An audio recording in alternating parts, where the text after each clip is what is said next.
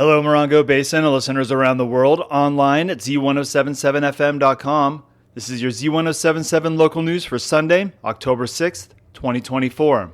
Back in December of 2022, reporter Gabriel Hart wrote a story about his experience with taking the Basin transit line down the hill to the airport. Basin Transit is celebrating 35 years here in the high desert, so we thought we'd replay that story. Here with that original story is reporter Gabriel Hart.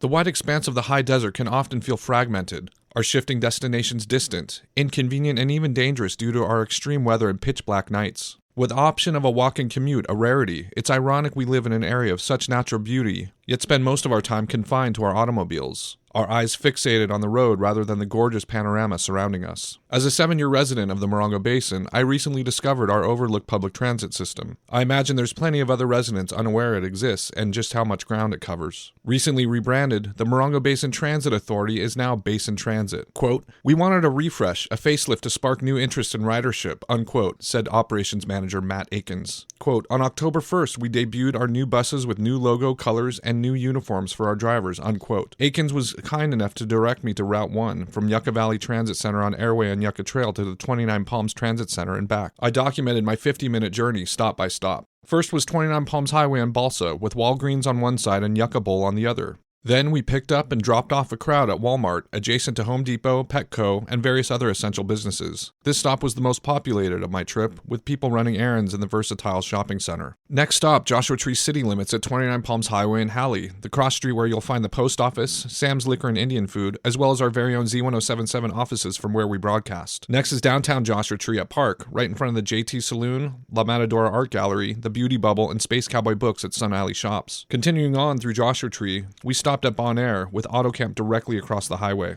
The bus then traverses the perimeter of High Desert Medical Center before stopping at the front lobby. Next, we make a left at the light to make a loop through the Copper Mountain College campus, providing front door service for the commuting student or staff. Hey there, does this go to 29 Palms? Yes, sir. Yeah.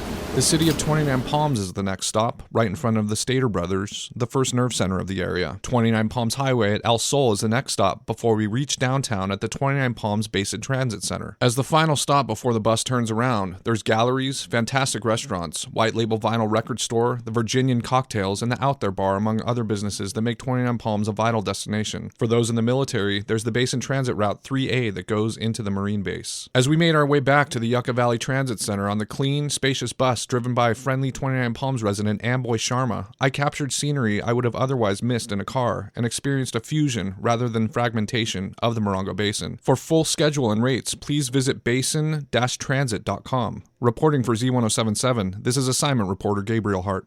To celebrate 35 years here in the high desert, Basin Transit is free to ride through November 5th. Reporting out of Joshua Tree, California, alongside the award-winning Z107.7 news team, I'm Robert Hayden.